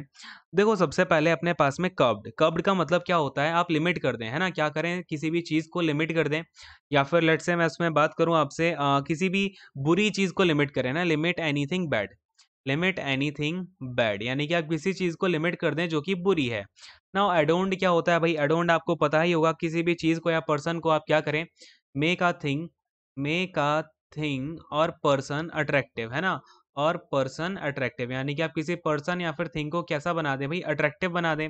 इम्पोज्ड, देखो भाई इम्पोज्ड क्या हो जाएगा, इम्पोज्ड आपका हो जाएगा फोर्स ऑन समवन, यानी कि आप किसी को अपने आप को किसी के ऊपर क्या करें, फोर्स करें, है ना, फोर्स ऑन समवन, या फिर इसको मैं बोलता हूं तो put restriction in a place, ठीक है, ये आपका मतलब क्या हो जाएगा, put restriction in a place, किसी प्लेस पर आप क्या कर दो, रिस्ट्रिक्शंस डाल दो कि यहाँ पर आना मना है, ट्रेस पासिंग मना है, तो वो क्या हो जाएगा, आप इम्पोज कर रहे हो वहां पे चीजों को, ठीक है ना, put restriction, restriction on anything, है ना, ऐसा भी बोल सकते हो। फिर अगर मैं रिपोज्ड की बात करता हूं तो ये रिपोज्ड क्या हो जाएगा, रिपोज्ड का मतलब होता है keep in a particular place, ठीक है ना, keep in a particular place, यानी कि आप किसी चीज को एक पर्टिकुलर प्लेस पर रख दो, और लेट्स से यहाँ पर आपका जो एक मतलब होता है वो कहीं ना कहीं रेस्ट का मतलब भी निकल करके आ रहा होता है, ठीक है ना, किसका मतलब आता है, रेस्ट का, क्लियर है, समझ में आ गया। तो अब देखो यहाँ पर क्या है, discipline should not be dash upon the people, discipline को अडोर नहीं करना चाहिए पीपल्स के ऊपर, नहीं भाई कोई इससे तो जो पर्सन है वो अट्रैक्टिव हो जाता है, ये तो गलत हो गया। इम्पोज, क्या हमें डिसिप्लिन को फोर्स नहीं करना चाहिए पीपल के ऊपर? ये तो उनके अंदर से आना चाहिए, है ना? ये क्या करना चाहिए? लोगों के अंदर से आना चाहिए। तो यहाँ पर हमारा क्या हो जाएगा राइट आंसर? इम्पोज हो जाएगा। क्यों? क्योंकि यहाँ पर अब क्या करना है, हमें लोगों के अंदर से आना चाहिए डिसिप्लिन, ठीक है ना? ऐसा नहीं है कि हम उन लोगों के ऊपर थोप दें लेकर के अपनी बात को, है ना? इम्पोज नहीं करना है हमें चीज़ों को, हमें क्या करना है, उनके लोगों के अंदर से डिसिप्लिन की भावना आनी चाहिए, तभी तो सक्सीड होंगे, है ना? चलो खैर, ये सारी की सारी चीज़ें हो गई। अगले क्वेश्चन पर आते हैं, नेक्स्ट वाला क्वेश्चन नंबर 12 देखते हैं, है ना? अब आपका ये पीक्यूआरएस आ गया। बहुत सारे बच्चों को पीक्यूआरएस में दिक्कत होती है। अब देखो कितना ईज़ी है ये वाला क्वेश्चन। अब मैं आपको ये दिखाता हूँ, और बाकी मैंने आपको पीक्यूआरएस के ना एक 2 से 3 रूल बताए हैं। आप जाकर के एक बार उनको ज़रूर देखना। मैंने शायद आपको सेशन नंबर 1 में बताया था, है ना? जो हमारा डे नंबर 1 था इस पेपर को डिस्कस करने का, उसमें मैंने आपको सारे के सारे रूल्स बताए हैं कि आपको कैसे चीज़ों से डील करना है, ठीक है ना? चलिए खैर, अब देखो ये वाला क्वेश्चन क्या है, हमें यहाँ पर क्या-क्या गिवन है, एक बार हम ज़रा चीज़ों को यहाँ पर समझ लेते हैं, है ना? तो पहला पॉइंट यहाँ पर हमें क्या गिवन है कि they can purchase them on subsidise rates with additional loan facilities. अच्छा, यहाँ पर मैं आपको 2-3 चीज़ें बताता हूँ, उसको एक बार अच्छे से नोट डाउन कर लेना और उनका आप हमेशा ध्यान रखना, ठीक है ना? कुछ आपके प्रोनाउंस हैं जो कि हमेशा आपके कभी भी आपके सेंटेंस के स्टार्टिंग में यूज़ नहीं होंगे, ठीक है ना? मतलब कि आपका सेंटेंस जो है इन प्रोनाउंस के साथ में स्टार्ट हो ही नहीं सकता, ठीक है? अगर आपको दिख गया पैरा जंबल में कभी भी आपका पीक्यूआरएस वाले जो सेंटेंसेस होते हैं, उनमें आपको कभी ये दिख गया कि स्टार्टिंग में ये आपके प्रोनाउन यूज़ हुए हैं, तो वो कभी भी आपका सेंटेंस स्टार्टिंग में तो नहीं आ सकता, ठीक है ना? जैसे कि आपका ही हो गया, ठीक है? फिर आपका शी हो गया, फिर आपका दे हो गया, ठीक है ना? तो ये जितने भी आपके प्रोनाउन है ही, शी, दे, ये कभी भी आपके सेंटेंस के स्टार्टिंग में नहीं आएँगे, ठीक है ना? ये बात हमेशा ध्यान रखना। अच्छा, अगर ये सेंटेंस की स्टार्टिंग में नहीं आएँगे, तो स्टार्टिंग में आपके आएँगे कौन से? है ना? ये भी बात सही है। तो देखो यहाँ पर आपके कौन-कौन से आएँगे स्टार्टिंग में, इट आ सकता है, ठीक है ना? अच्छा, इट कब आएगा ये केस आपका अलग है, ये भी मैं आपको अभी बताऊँगा थोड़ी देर में। इट आ सकता है, या फिर आपका आई आ सकता है, या फिर आपका वी आ सकता है, यू आ सकता है, ठीक है ना? ऐसे मैं बोल सकता हूँ ना, जैसे कि मेरे सामने आप लोग बैठे हो, ठीक है? मैं आपके लेट्स से मैं फिजिकल क्लास में हूँ, ठीक है ना? यानी कि मैं आपके सामने खड़ा हुआ हूँ और मैं आके बोलूँगा यू गाइज़, है ना? इसका मतलब है कि मैं स्टार्ट कर सकता हूँ इस सेंटेंस को, मेरे सामने आप लोग बैठे हो, आप लोग बात को समझ गए। लेकिन लेट्स से मैं आप लोगों के पास में गया, ठीक है ना? और मैंने क्या बोला, ही इज़ वेरी टैलेंटेड। अब आप बोलोगे सर कौन है टैलेंटेड? किसके बारे में बात कर रहे हो? उसका नाम तो बता दो एक बार पहले, फिर आप ही करते रहना, है ना? तो वही बात है। इसलिए हम यहाँ पर इनका यूज़ जो है वो सेंटेंस के स्टार्टिंग में नहीं कर सकते, जबकि आई, वी, यू का जो यूज़ है हम सेंटेंस के स्टार्टिंग में कर सकते हैं। अब आपका इट हो गया। इट का यूज़ हम कब कर सकते हैं? जब आपका ये एक डमी सब्जेक्ट की तरह यूज़ हो, ठीक है ना? किसकी तरह यूज़ हो? डमी सब्जेक्ट की तरह। अच्छा, डमी सब्जेक्ट क्या होता है? लेट्स से मैंने क्या बोला? It is hot. क्या बोला मैंने? इट इज़ हॉट, यानी कि ये क्या है भाई, बहुत ज़्यादा गर्म है। यानी कि यहाँ पर जो मेन सब्जेक्ट है ना वो क्या है, हॉट है ना? और यहाँ पर ये इट क्या कर रहा है, इस हॉट की विशेषता बता रहा है। क्या कर रहा है, ये इट के बारे में ही तो बता रहा है कि ये जो है वो हॉट है ना? क्लियर है? तो ये इट बेसिकली आपका सब्जेक्ट नहीं है, लेकिन इसको बैठा दिया मैंने सब्जेक्ट बना करके, क्योंकि हमें हेल्पिंग वर्ब के साथ एक सब्जेक्ट चाहिए था यहाँ पे, ठीक है ना? क्लियर है? मेरी बात को समझ पा रहे हैं क्या? ठीक है ना? चलिए खैर, अब मैं यहाँ पर इन चीज़ों को हटाता हूँ एक बार, और फिर हम यहाँ पर अपना जो है एक बार देखना शुरू करते हैं। सबसे पहले मैंने देखा यहाँ पर आपका बी आ सकता है, सी आ सकता है स्टार्टिंग में, और डी आ सकता है, यानी ये तो पहले से ही पिक्चर से बाहर हो गया। वैसे भी दे लिखा हुआ है, ये आपका पिक्चर से बाहर तो कैसे ना कैसे भी होना ही था, है ना? फिर है मैंने देखा ये इट है, फिर आपका द इंडियन गवर्नमेंट है, फिर दिस है। अब मैंने बी को देखा तो मैंने क्या कहा, अरे भाई इट विल इम्पोर्ट, ये तो आपका कहीं ना, ये आपको कहीं से भी क्या डमी सब्जेक्ट दिख रहा है क्या? नहीं। अगर ये डमी सब्जेक्ट नहीं है तो आपका इट से सेंटेंस शुरू नहीं हो सकता, क्योंकि ये कहीं ना कहीं आपका क्या कर रहा है, इट किसी ना किसी चीज़ को ही तो रेफर कर रहा है, और मुझे नहीं पता वो कौन सी चीज़ है। मैंने आप लोगों से बोला कि let's say it will import technologically advanced. अब आप लोग बोलोगे सर कौन करेगा इम्पोर्ट, ये तो बता दो, है ना? तो ये मुझे नहीं पता, तो मैंने इसको भी पिक्चर से बाहर कर दिया। अब मैंने देखा सी को, सी में लिखा था इंडियन गवर्नमेंट हैज अनाउंस्ड, यानी कि यहाँ पर तो आपका प्रॉपर एक सब्जेक्ट दिया गया, ये तो हो सकता है पहले, कोई दिक्कत नहीं है, इसको मैंने होल्ड पे डाल दिया। फिर मैंने डी को देखा, this will help in strengthening the economic condition of entrepreneurs. तो अब मैंने क्या बोला, अरे भाई दिस का मतलब क्या है? यहाँ पर मैं सीधा सीधा दिस थोड़ी ना बोलूंगा, मुझे बताओ तो सही, दिस क्या, दिस है ना, क्या चीज़ हेल्प करेगी?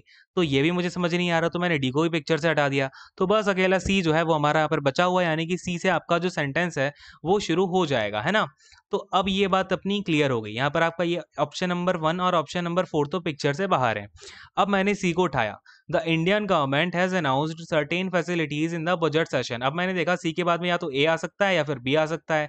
ए की तरफ मैंने देखा, they can purchase them on subsidise rate with additional loans facilities. यानी कि यहाँ पर मैंने देखा फिर ये जो बात हो रही है ना, ये बात हो रही है कुछ फैसिलिटीज के बारे में, और मैं फैसिलिटीज के लिए जो अपना प्रोनाउन है वो दे का यूज तो नहीं करूंगा फैसिलिटीज को रिफर करने के लिए। तो भाई ये जो बी वाला, ये ए वाला जो चक्कर है वो तो मुझे समझ में नहीं आ रहा, ये तो अपना पिक्चर से बाहर हो गया। फिर अगेन ए आपका दूसरे नंबर पे पिक्चर से बाहर, फिर मैंने बी को देखा, it will import technologically advanced medical instrument and provide them to entrepreneurs. तो मैंने देखा रहे इंडियन गवर्नमेंट ने कुछ फैसिलिटीज जो है वो अनाउंस करी हैं, और इन फैसिलिटीज को ही रिफर कर रहा है ये वाला जो आपका इट प्रोनाउन है, ठीक है ना। तो इट आपका फैसिलिटीज को प्रोनाउन जो है आपका कहीं ना कहीं रिफर करवा देगा, और अपना ये सेंटेंस जो है फिट बैठ जाएगा। तो मुझे पता चल गया भाई सी के बाद में तो बी आएगा, बस इतनी सी कहानी देखनी थी, और अपना ऑप्शन नंबर थर्ड वाला जो है ये अपना बिल्कुल करेक्ट हो जाना था, ठीक है ना। फिर आप इस तरीके से आगे और भी कर सकते हो अगर आपको यहाँ तक चीजें क्लियर नहीं हो पाती हैं, लेकिन आपका यहीं तक जो है कई सारे सेंटेंसेस आपके क्लियर हो जाते हैं, ठीक है ना। क्लियर है, समझ में आया कि नहीं आया, फटाफट से हाँ बोल दो, है ना। कभी मैं आपसे बोलता हूँ हाँ बोलो ना बोलो अपना आंसर दो, तो आपको ये नहीं समझना है कि मैं आपके सामने नहीं बैठा हूँ, आपको ये समझना है मैं आपके सामने बैठा हूँ और अच्छे से पढ़ा रहा हूँ, आपको हाँ या ना में आंसर देना है। नहीं आया है तो अपना डाउट भी पूछना है, ठीक है ना। चलो खैर अगले क्वेश्चन पर आता हूँ, नेक्स्ट वाला क्वेश्चन देखते हैं। अब अपने पास है क्या है, ईडीएम आ गया, ठीक है ना। ईडीएम क्या है, to throw a fit. To throw a fit यानी कि कभी टू थ्रो अ फिट का आपको मतलब पता भी हो, कई सारे बच्चों को बहुत बार आ चुका है ऑलरेडी। इसका मतलब होता है एक्सप्रेस एक्सट्रीम एंगर, यानी कि आपके अपना जो आपका बहुत ज़्यादा गुस्सा है उसको आप एक्सप्रेस कर रहे हो, तो उसका मतलब क्या हो जाएगा, टू थ्रो अ फिट। ऐसा समझ लो आपको कोई ड्रेस फिट ही नहीं हुई, तो आपको बहुत ज़्यादा गुस्सा आ गया, तो आपने क्या कर दिया, शर्ट को फेंक दिया। तो to throw a fit, it seems extreme, expressing extreme anger, है ना। ये चीज़ें थोड़ी सी याद करने वाली हैं, बाकी कुछ इसमें कुछ खास है नहीं, लॉजिक वॉजिक कुछ नहीं है, ठीक है ना। तो लॉजिक देखने मत बैठ जाना। चलो खैर यहाँ पर आपका क्या है, अब एंटोनेम हमें यहाँ पर देखना है डेरोगेटरी का। बहुत ही प्यारा वर्ड है, इसको बहुत ही अच्छे से देख के चलना। डेरोगेटरी प्यारा वर्ड है, खैर इसका मतलब ये नहीं इस वर्ड की मीनिंग बहुत अच्छी होगी। खैर डेरोगेटरी का मतलब होता है शोइंग अ क्रिटिकल या फिर डिसरिस्पेक्टफुल एटीट्यूड, ठीक है ना। इसको आप ऐसे लिख लो, डिसरिस्पेक्टफुल एटीट्यूड शो करना, है ना। डिसरिस्पेक्टफुल एटीट्यूड, क्लियर है। क्या हो जाएगा, शोइंग भी कर लो यहाँ पे, ठीक है ना, शोइंग भी लिख लो तो और भी बढ़िया रहेगा। शोइंग डिसरिस्पेक्टफुल एटीट्यूड आप अगर दिखाते हो किसी को तो वो क्या हो जाएगा, डेरोगेटरी हो जाएगी। नाउ डेप्रिशिएटिंग की बात करूंगा, कॉम्प्लीमेंट्री, इंट्रिकेट और इंसल्टिंग, सबके एक एक करके देखेंगे। चलो अब ये जो डेप्रिशिएटिंग है ना, डेप्रिशिएटिंग का मतलब क्या होता है बेसिकली, डेप्रिशिएट को आप ऐसे बोल सकते हो लाइक किसी भी चीज़ को क्या कर रहे हैं, डिक्लाइन हो रही है कोई चीज़, ठीक है ना, क्या हो रही है, डिक्लाइन हो रही है, नीचे चली जा रही है, या फिर इसको ना आप एक तरीके से किसी की इंसल्ट करने को भी हम डिप्रिशिएशन बोलते हैं, like to belittle someone, ठीक है ना। टू बी लिटल समवन यानी किसी की आप क्या करो भाई, बेइज्जती कर दो, किसी का अपमान कर दो, तो उसको भी हम क्या बोलते हैं, कहीं ना कहीं ये उसका एक डेप्रिशिएटिंग बिहेवियर है, ठीक है। तो ये तो अपना जो डेरोगेटरी है इसी का भाई निकला भाई, ये तो सिनोनिम हो गया, है ना। तो इसको एक बार देख लेना, और फिर यहाँ पर हमारा ये राइट आंसर इसलिए नहीं होगा क्योंकि हमें देखना है एंटोनिम, क्लियर है। अब मैंने देखा कॉम्प्लीमेंट्री को, कॉम्प्लीमेंट्री का मतलब होता है कोई आपको कोई क्या करे, एक बहुत ही अच्छा मतलब कुछ तरीके से एक तरीके से आपको बहुत अच्छा एक रिस्पॉन्स दे दे, है ना। और कॉम्प्लीमेंट्री का मतलब क्या हो जाता है, आपको कोई एक कॉम्प्लीमेंट दे दे, है ना, राइट, ऐसे लिख लो आप इसको, कॉम्प्लीमेंट्री को टू टू सूद समवन, ठीक है ना, टू सूद समवन यानी कि हम किसी को क्या करें, कोई कॉम्प्लीमेंट्री बात बोल रहे हो, टू सूद कर रहे हो। या फिर आप अगर मैथमेटिक्स के सेक्शन में देखते हो तो किसी दोनों एंगल का, लेट्स से एक थीटा वन एक थीटा टू, इन दोनों का सम क्या हो जाए, 90 डिग्री हो जाए, ठीक है। तो एक दूसरे के पूरक को भी हम क्या बोल रहे होते हैं, कॉम्प्लीमेंट्री, यानी कि दो चीज़ें एक दूसरे को आपस में मिल करके पूरा कर दें, तो वो भी कॉम्प्लीमेंट्री होती हैं, ठीक है। इस टाइप की चीज़ें, इसको मैंने गोला मारा, हाँ भाई ठीक है, ये तो आपस में प्रेम व्यवहार की बातें हो रही हैं भाई, है ना। तो आपस में जब भी आपका रिस्पेक्ट की बात हो रही है थोड़ी सी, तो ये आपका इसका अपोजिट मुझे दिख रहा है, और मुझे क्या देखना है, इनमें से मोस्ट अप्रोप्रिएट देखना है, तो मुझे इसमें थोड़ी सी झलक तो दिख गई है, तो चलो ठीक है, ये तो थोड़ा सा हो सकता है, बाकी अपना और ऑप्शंस पर डिपेंड करेगा। इंट्रीगेट को देखा मैंने, इंट्रीगेट का मतलब होता है वेरी कॉम्प्लिकेटेड और diffused, sorry, very complicated, very complicated और कंफ्यूज्ड, ठीक है ना। कोई बहुत ज़्यादा कॉम्प्लिकेटेड हो या फिर बहुत ज़्यादा कंफ्यूजन में हो तो उसको हम क्या बोलते हैं, इंट्रिकेट। तो इसका तो दूर दूर से कोई रिश्ता दिख नहीं रहा डेरोगेटरी के एंटोनिम सिनोनिम में, तो ये तो अपन ने कैंसिल आउट कर दिया। इंसल्टिंग आपका अगेन डेरोगेटरी का ही सिनोनिम हो जाएगा, ठीक है। तो एंटोनिम अपना अकेला क्या बनेगा, गिवन ऑप्शंस में से कॉम्प्लीमेंट्री इसका जो है अपना एंटोनिम बन जाएगा, ठीक है ना। क्लियर है, सभी को समझ में आ रहा है क्या। फटाफट से अब हम अगले क्वेश्चन पर आ जाते हैं। नेक्स्ट वाला क्वेश्चन देखो अपने सामने क्या है भाई। अब हमें यहाँ पर बताना है सिनोनिम एक्नॉलेजमेंट का। अभी हमने एक्नॉलेजमेंट की कुछ ही देर पहले बात की थी जब मैंने आपको रिकॉग्निशन के बारे में बताया था, है ना। क्या होता है इसका सिनोनिम, रिकॉग्निशन होता है, क्लियर है। चलो खैर अब देखो यहाँ पर हमें क्या क्या गिवन है, कंफ्यूजन है, एलिमिनेशन है, कंपनसेशन है, कंफर्मेशन है, ठीक है। एक एक करके हम चीज़ों को यहाँ पर फिर से देख रहे होंगे। तो कन्फ्यूज़न तो सबको पता ही होगा, कन्फ्यूज़न क्या होता है, आप एक स्टेट में हो डिल्यूजन की, यानी कि आपको समझ नहीं आ रहा है क्या डिसीजन लेना है आपको, क्या फिर क्या करना है आगे। एलिमिनेशन क्या होता है, किसी भी चीज़ को आप क्या करें भाई, कट ऑफ कर दें, है ना, या फिर आप क्या करो, किसी को रिमूव कर दो, है ना, रिमूवल भी बोल सकते हैं इसको, हम क्या बोल सकते हैं, रिमूवल बोल सकते हैं। कंपनसेशन क्या होता है, कंपनसेशन होता है कि किसी भी चीज़ को आप क्या करें, अवॉइड कर दें किसी को in recognition of the loss, यानी किसी को कोई लॉस हो गया, ठीक है ना, लेट से उसका किसी की दुकान जल जाती है, आप क्या करते हो, उस जाकर के गवर्नमेंट लेट से कोई ऐसा हादसा हो गया, कोई ट्रेन का हादसा हो जाता है, तो उसमें क्या करती है ट्रेन, उसमें कंपनसेशन देती है, यानी कि लोगों को, जख्मी हो गए जो लोग इंजर्ड हो जाते हैं, उनको वहाँ पर रेलवे या फिर आपका जो सरकार है वो कुछ ना कुछ वहाँ पर अमाउंट देती है, जो कंपनसेशन कहलाता है कि भाई आपको इंजर हो गया, आपकी हम पूरी की पूरी जो हॉस्पिटल आपका हॉस्पिटल का खर्चा होगा, और हम बाकी की जो एडिशनल आपका पैसा होगा वो भी हम यहाँ पर आपको दे रहे होंगे एज ए कंपनसेशन, ठीक है ना। तो इसको कंपनसेशन बोला जाता है। कंफर्मेशन आपको पता है, कंफर्मेशन क्या होता है, किसी भी चीज़ को कंफर्म कर देना। तो बाकी यहाँ पर अगर हम मोस्ट अप्रोप्रिएट की बात करें तो एक्नॉलेजमेंट बेसिकली आपका क्या होता है, एक्नॉलेजमेंट को हम एक तरीके से एक्सेप्टेंस ऑफ द ट्रुथ भी बोल सकते हैं, ठीक है ना, क्या बोल सकते हैं, एक्सेप्टेंस ऑफ द ट्रुथ। और कंफर्मेशन भी कहीं ना कहीं क्या कर रहा है भाई, जो आपका कंफर्मेशन है वो कहीं ना कहीं एक्सेप्ट करने वाली बात ही है। तो ये दोनों आपस में क्या हो जाएंगे, सिनोनिम हो जाएंगे, वैसे नहीं है, लेकिन अगर मैं मोस्ट अप्रोप्रिएट की बात करता हूँ ना, तो इन सभी में मोस्ट अप्रोप्रिएट मुझे अकेला कंफर्मेशन ही दिख रहा है, ठीक है ना। तो क्लियर क्या अपना क्या आंसर यहाँ पर राइट हो जाएगा, फोर्थ वाला ऑप्शन जो है राइट आंसर हो जाएगा। क्लियर है, समझ में आ गया। अगले क्वेश्चन को देखते हैं। यहाँ पर हमें क्या करना है, ग्रामेटिकल एरर देखनी है, कौन से वाले अपने कौन से वाले यहाँ पर सेगमेंट में होंगी। Those who follow a healthy routine is likely enjoying good food. अब मैं यहाँ पर आपको पार्सिंग करके दिखाऊंगा, ये अपने पास में क्या है, दोज, दोज अपना यहाँ पर क्या हो जाएगा, सब्जेक्ट हो जाएगा। देन ये हु क्या कर रहा है, दोज को क्वालिफाई कर रहा है कि या फिर कहीं ना कहीं इसको रेफर करने वाला ये अपना प्रोनाउन हो जाएगा, ठीक है ना, प्रोनाउन हो गया। फिर ये जो फॉलो है, ये फॉलो इस प्रोनाउन के लिए जो अपनी वर्ब है, ये हो जाएगी इसकी मेन वर्ब।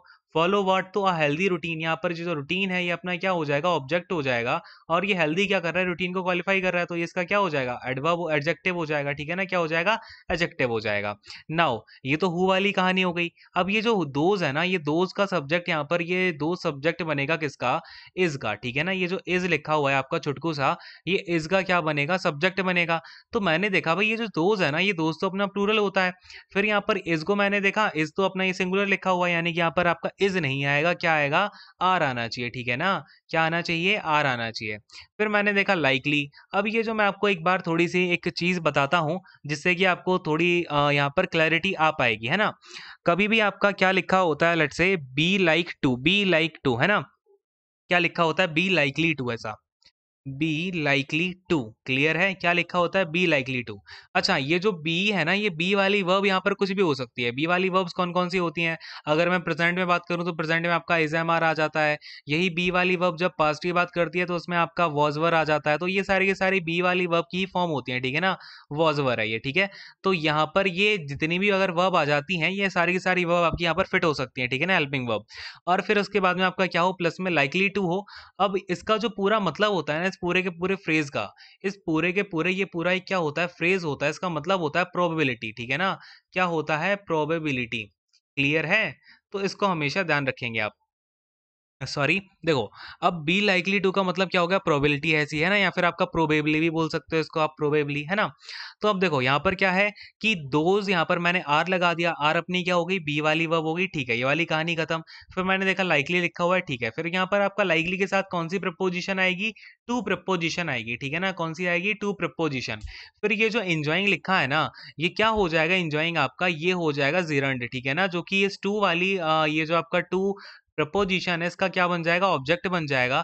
फिर मैंने पूछा एंजॉइंग व्हाट, अब आपको पता है जीरन वगैरह ये जो भी होते हैं ये अपने क्या होते हैं, सेमी वर्ब्स होते हैं, ठीक है ना, क्या होते हैं ये आपके सेमी वर्ब्स होते हैं। और अगर ये सेमी वर्ब है तो सेमी वर्ब का फंक्शन क्या होता है, ये अपने साथ में एक ऑब्जेक्ट रख सकता है ना, क्योंकि इसके अंदर खून किसका है, ब्लड किसका है भाई, वर्ब का ही तो है। और ब्लड अपने साथ में हमेशा कोई ना कोई ऑब्जेक्ट तो रख ही सकता है। तो यहाँ पर ये मैंने पूछा एंजॉइंग व्हाट, तो उसने बताया गुड हेल्थ, तो ये गुड हेल्थ क्या हो जाएगा आपका, ऑब्जेक्ट ऑफ जिरंड हो जाएगा, ठीक है ना, क्या हो जाएगा, ऑब्जेक्ट ऑफ जिरंड। तो यहाँ पर आपको एरर समझ में आ गई होगी। अगर मैं एरर की बात करता हूं तो आर लाइकली टू आएगा, है ना, आर लाइकली टू इंजॉइंग। तो एरर आपकी कहाँ पर है, इज लाइकली टू वाले पार्ट में आपकी एरर है। इसको आप क्या कर दें, काट दें, और इसकी जगह पर आपको क्या करना पड़ेगा, आर लाइकली टू, ठीक है ना, क्या करना पड़ेगा हमें, आर लाइकली टू यहाँ पर हमें लगाना पड़ेगा। फिर आपका इंजॉइंग गुड हेल्थ वो एज इट इज यहाँ पर लिख देना, कोई दिक्कत नहीं है, ठीक है। समझ में आया सभी को? फटाफट से बिल्कुल जोश के साथ आप हाँ बोलें, और अगले वाले क्वेश्चन पर हम यहाँ पर मूव ऑन करेंगे, ठीक है। और अगर सेशन अच्छा लग रहा हो तो सेशन को लाइक वगैरह करते जाना, शेयर करते जाना, और चैनल पर अगर अभी न्यू हो तो सब्सक्राइब कर देना, ठीक है ना। एक तो इतनी लंबी लंबी लाइन बोलनी पड़ती है, इससे बढ़िया यहीं पे फोकस करते हैं। आप अपना शेयर वगैरह करते रहा करो, ठीक है ना, बार बार मत बुलवाया करो। The government should take stringent steps against terrorist and foil their designs. अब देखो यहाँ पर अपना, मैंने आपको बताया, चाहे आपका सेंटेंस में कहीं पर भी अगर मुझे वोकैब अच्छी दिख गई तो उसका हम यहाँ पर मीनिंग देख रहे होंगे। अब ये जो स्ट्रिंजेंट है काफी बढ़िया वर्ड है और इसकी मीनिंग आ सकती है। इसका मतलब होता है स्ट्रिक्ट। स्ट्रिंजेंट का मतलब क्या होता है, स्ट्रिक्ट होता है, या फिर आप इसको प्रिसाइज भी बोल सकते हो, ठीक है ना, क्या बोल सकते हैं, प्रिसाइज। या फिर आप इसको क्या बोल दो, एग्जैक्टिंग, ठीक है ना, क्या बोलते हैं, एग्जैक्टिंग, यानी कि जो आपका परफेक्ट होता है ना उसको हम क्या बोलते हैं, स्ट्रिंजेंट एक तरीके से। तो गवर्नमेंट को अब क्या करना पड़ेगा, स्ट्रिक्ट स्टेप उठाने पड़ेंगे अगेंस्ट टेररिस्ट एंड फॉइल। अब ये जो फॉइल है, फॉइल का मतलब भी देख लो अब लगे हाथ। फॉइल का मतलब होता है टू प्रिवेंट, ठीक है ना, क्या होता है, टू प्रिवेंट होता है इसका मतलब, क्लियर है। नाउ अगर मैं यहाँ पर आपकी एक बार पार्सिंग कर दूं क्या, मतलब बिना पार्सिंग किए मन ही नहीं मानता, एक बार मैं छोटी सी तो कर ही देता हूँ। ये जो गवर्नमेंट है यहाँ पर आपका सब्जेक्ट हो जाएगा, शुड आपकी यहाँ पर हेल्पिंग वर्ब हो जाएगी, टेक आपकी यहाँ पर मेन वर्ब हो जाएगी। ये क्या हो जाएगा भाई, स्ट्रिक्ट है, प्रिसाइज, एग्जैक्टिंग। ये जो स्ट्रिंजेंट होता है ना, ये आपका एडजेक्टिव होता है, ठीक है ना, क्या होता है, एडजेक्टिव होता है, एक तरीके से एडवर्ब होता है, ठीक है ना, क्या होता है आपका, एडवर्ब होता है, जो कि यहाँ पर आपके स्टेप्स को क्वालिफाई कर रहा है, ठीक है ना। ये बेसिकली जो स्टेप्स हैं, सॉरी, ये जो आपका स्ट्रिंजेंट है ये एडजेक्टिव हो जाएगा, और आपका स्टेप्स क्या हो जाएगा यहाँ पर, आपका नाउन हो जाएगा, ठीक है ना, क्लियर है। अब अगेंस्ट यहाँ पर ये क्या हो जाएगी, आपकी प्रपोजिशन हो जाएगी। प्रपोजिशन को अपना क्या चाहिए, ऑब्जेक्ट चाहिए, और ये टेररिस्ट क्या हो जाएगा, इस प्रपोजिशन का प्रपोजिशनल ऑब्जेक्ट, क्लियर है। फिर ये एंड अपना यहाँ पर क्या काम कर रहा है भाई, ये एंड आपका कंजंक्शन हो जाएगा। फाइल अपना यहाँ पर क्या हो जाएगा भाई, फाइल आपकी यहाँ पर वर्ब हो जाएगी। देयर क्या हो जाएगा, देयर यहाँ पर आपका कंजंक्शन, सॉरी वो है, क्या है भैया आपका, एडजेक्टिव हो जाएगा, पजेसिव एडजेक्टिव हो जाएगा, ठीक है ना, क्या हो जाएगा, पजेसिव एडजेक्टिव, क्लियर है। नाउ अगर आप यहाँ पर देखोगे तो अपने पास ऑप्शंस है, एग्जाम्पलरी है, बेनेवोलेंट है, कंड्यूसिव है, मैलिशियस है, ठीक है ना। अच्छा मैं आपको एक बात बता देता हूँ, अभी एक्चुअली मैं दिन में आउटडोर था, थोड़ा काम था कुछ मुझे, तो अभी मैं जो है थोड़ी देर पहले ही वापस आया हूँ, तो अभी बहुत ही ज़्यादा थकान है, लेकिन मैंने सोचा आपको एक बार ये लेक्चर्स दे देता हूँ। इंग्लिश का सेशन काफ़ी दिन से वैसे भी नहीं आ रहा था, आई थिंक 2 दिन हो गए हैं, तो एक बार आपको ये सेशन मैंने सोचा देना जरूरी है एक बार, तो इसलिए थोड़ा सा हम यहाँ पर मैनेज करते हैं। एग्जाम्पलरी का मतलब देखो, एग्जाम्पलरी का मतलब होता है serving as a desired model, ठीक है ना, या फिर इसको आप वेरी गुड भी बोल सकते हैं एक तरीके से, या फिर आपका एक ऐसा एग्जाम्पल जिसे आप हर किसी को दिखाना चाहो, है ना, एक आपका मॉडल हो गया वो। सर्विंग एज अ, इसको आप एक बार अच्छे से नोट डाउन भी कर लेना, serving as a desirable model, है ना, डिजायरेबल मॉडल, किसी भी कोई भी आपका क्या करे, डिजायरेबल मॉडल का काम करे ना। बेनेवोलेंट आता है, बेनेवोलेंट का मतलब क्या हो जाएगा, बेनेवोलेंट हो जाएगा आपका वेरी काइंड या फिर चैरिटेबल हो जाएगा, ठीक है, यहाँ पर दिखता हूँ, वेरी काइंड, या फिर आपका क्या हो जाएगा, चैरिटेबल, कोई आपका बहुत ही काइंड है, चैरिटेबल पर्सन है, तो उसको हम क्या बोल देते हैं, बेनेवोलेंट बोल देते हैं। तो गवर्नमेंट को उनके क्या बेनेवोलेंट डिजाइन को जो है रोकना पड़ेगा, नहीं भाई, बेनेवोलेंट तो कोई नहीं है। फिर आपका एग्जाम्पलरी, एग्जाम्पलरी का मतलब होता है कोई बहुत अच्छा उदाहरण हो, तो ये जो उनके डिजाइन है भाई, जो टेररिस्ट के डिजाइन होते हैं वो तो कहीं ना कहीं बर्बादी लेके आएंगे, तो उनके एग्जाम्पलरी डिजाइन तो नहीं है, ये आपके अच्छे एग्जाम्पल के लिए यूज किया जाता है, ठीक है ना, एग्जाम्पलरी का यूज। खैर अगर मैं कंड्यूसिव की बात करूं, कंड्यूसिव क्या होता है कि कोई चीज को आप क्या करो, कंड्यूस कर दो, इसका मतलब क्या होता है, मेकिंग अ, इसको अच्छे से एक बार लिख लेना, मेकिंग अ सर्टेन सिचुएशन और आउटकम, सिचुएशन और आउटकम लाइकली और पॉसिबल, ठीक है ना, आउटकम लाइकली और पॉसिबल। अच्छे से आप इसको नोट डाउन कर लेंगे, आने की बहुत ज्यादा प्रोबेबिलिटी है, ठीक है ना। चलिए खैर अगले वाले वर्ड को देखते हैं। अच्छा यहाँ पर ये हो सकता है क्या, कंड्यूसिव है क्या उनके प्लान्स, भाई कंड्यूसिव नहीं है, डिजाइन तो उनके बहुत ही गंदे से ही होंगे, ठीक है ना। अब मेलिशियस की बात करता हूँ, एक बार मैं यहाँ पर कलर को चेंज कर लेता हूँ जिससे कि आपको कोई दिक्कत नहीं आएगी, ठीक है ना, समझने में। मलिशियस देखो, ये मलिशियस का मतलब क्या होता है, यहाँ पर मैं लिख देता हूँ, ठीक है ना, थोड़ा सा क्रॉस हो गया, कोई नहीं, समझ लेना। मलिशियस होता है आपका इंटेंडेड टू डू हार्म, ठीक है ना, intended, intended to do harm, यानी कि किसी का आप क्या करो भाई, नुकसान करने के लिए जो चीज़ आपकी बनाई गई हो। तो उनके कैसे डिज़ाइन है, ये मलिशियस डिज़ाइंस हैं, ठीक है ना। कैसे हैं, मलिशियस डिज़ाइंस हैं, यानी कि उनके बहुत ही गंदे, जिससे कि लोगों को नुकसान हो सकता है, वैसे डिज़ाइंस हैं ना। तो ये जो डिज़ाइंस है यहाँ पर आपका ये बनेगा ऑब्जेक्ट। इसका ये जो मलिशियस है, ये अगेन आपका एडजेक्टिव हो जाएगा, ठीक है ना। डिज़ाइन को क्वालिफाई कर रहा है, कैसी डिज़ाइन है भाई, मलिशियस है।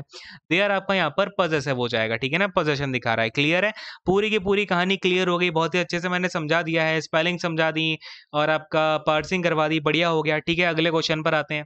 नेक्स्ट वाला क्वेश्चन देखें भाई फटाफट से। अ, देखो भाई, यहाँ पर अपने पास अगला क्वेश्चन है, क्वेश्चन नंबर 18। अब हमें क्या करना है, यहाँ पर आपका अगेन सिनोनिम देखना है प्रोडिजल का। तो एक एक करके हम यहाँ पर फिर से मीनिंग्स को समझेंगे और फिर हम इसको देख रहे होंगे क्या क्या चीज़ें हैं। चलो खैर, बड़े ध्यान से आप यहाँ पर देखना। प्रोडिजल का मतलब होता है कोई किसी चीज़ पर बहुत ही ज़्यादा पैसा खर्च करता हो, यानी कि लेविशली वो उस चीज़ के ऊपर क्या करे, लेविशली स्पेंड करे, ठीक है ना। कैसा करे भाई, लेविशली स्पेंड करे, या फिर मैं उसको बोलूँ तो एक्स्ट्रावेजेंटली, ठीक है ना, एक्स्ट्रावेजेंटली। क्लियर है, एक्स्ट्रावेजेंटली बोल सकते हो, या फिर आप वो बिना सोचे समझे क्या करता है, मनी को रेकलेसली, एक तरीके से क्या करता है, मनी को रेकलेसली, ये आपका के लिखा हुआ है, ठीक है ना, recklessly spend money, spending money, ठीक है ना। तो ये जो है सारे के सारे आपको एक तरीके से डिफाइन कर देंगे प्रोडिजल को, ठीक है ना। तो ये हो गया प्रोडिजल। नाउ ट्रिवियल क्या होता है, ट्रिवियल की अगर मैं बात करूं तो इसका मतलब होता है ऑफ लिटिल वैल्यू या फिर इंपॉर्टेंस, यानी कि जिसकी वैल्यू बहुत ही कम हो या फिर किसी की इंपॉर्टेंस बहुत ही कम हो, ठीक है, तो उसको हम क्या बोल देते हैं, ट्रिवियल बोल देते हैं। नाउ हम्बल, हम्बल का मतलब क्या होता है, नॉट प्राउड, ठीक है ना। हम्बल का मतलब क्या होता है, कोई बहुत ही ज्यादा कोई प्राउड नहीं है, या फिर आप इसके लिए हाउटी भी वर्ड का यूज कर सकते हो, ठीक है ना। कैसा नहीं है, कोई हाउटी नहीं है, क्लियर है, नॉट प्राउड या फिर हाउटी, है ना, इसको ध्यान रखना। अच्छा, प्राउड का सिनोनिम होता है आपका हाउटी, क्लियर है, समझ में आ गया ना, याद रहेगा।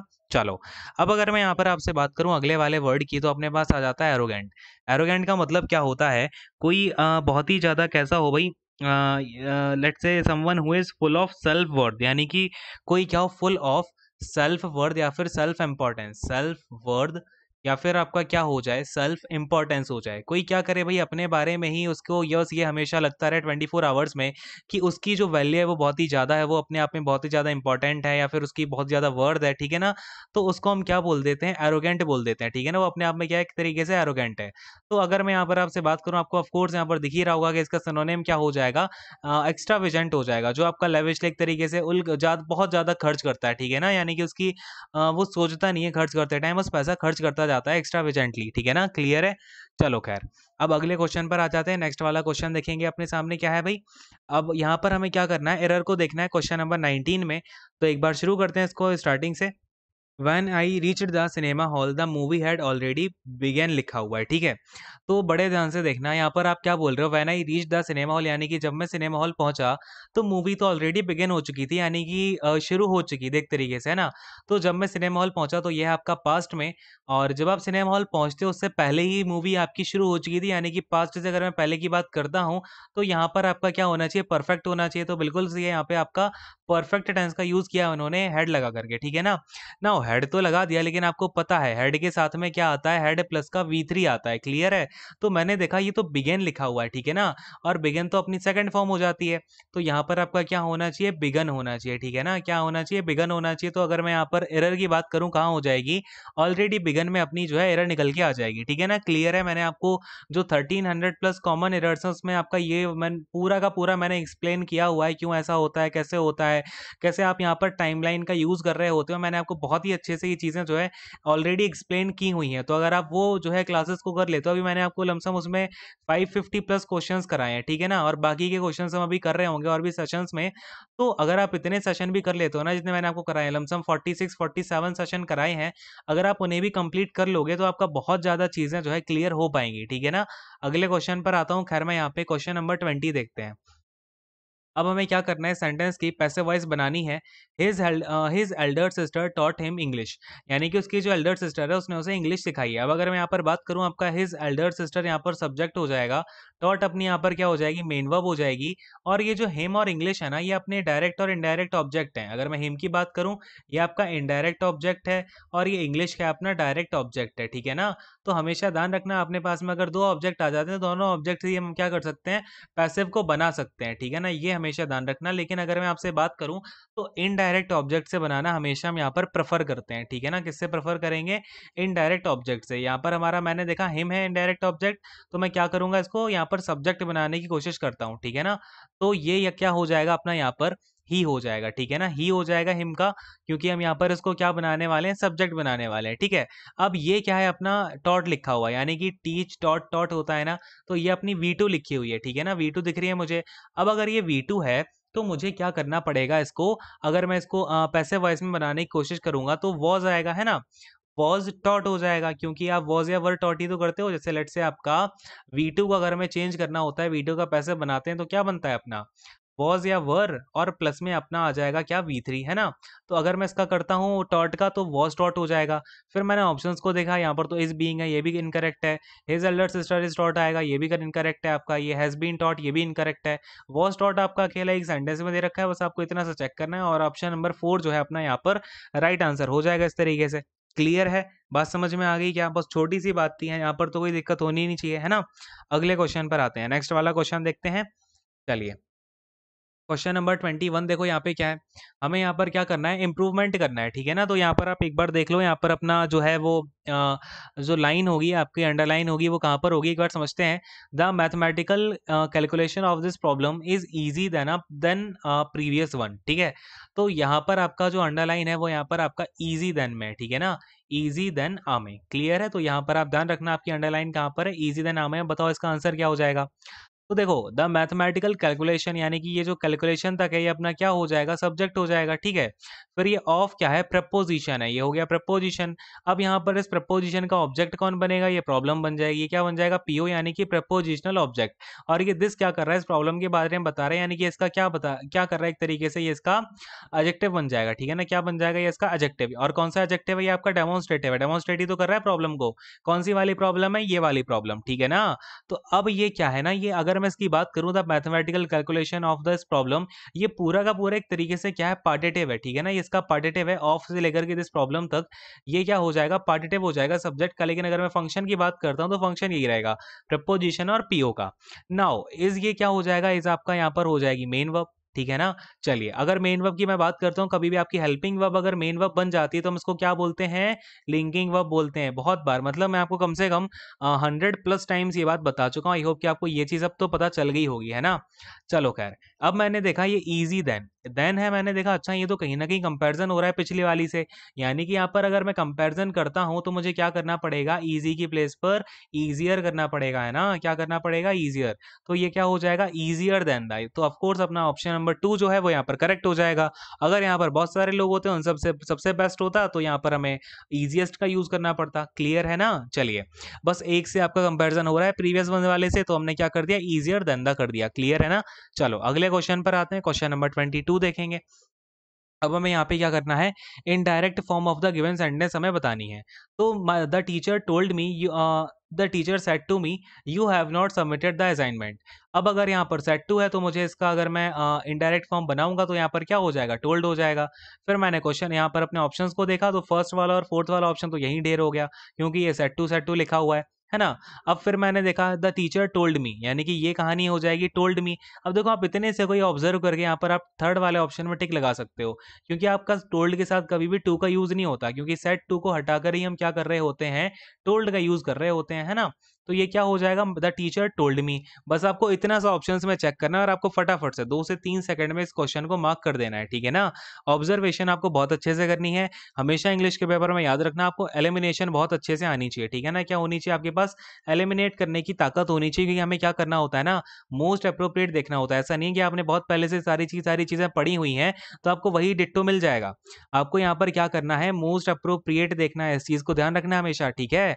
अगले क्वेश्चन पर आते हैं, क्वेश्चन नंबर नंबर 23 देख लेते हैं फटाफट से। ये रहा अपने सामने, हमें यहाँ पर क्या करना है, अगेन मोस्ट अप्रोप्रिएट वर्ड डालना है अंडरलाइंड सेगमेंट के नीचे। चलो खैर, अब यहाँ पर जो आपका अंडरलाइंड सेगमेंट है वो ये है टू कैश ऑफ ऑन, ठीक है ना, ये है आपका अंडरलाइंड वर्ड। अब आपको यहाँ पर जो है मोस्ट अप्रोप्रिएट ऑप्शन यहाँ पर सेलेक्ट करना है।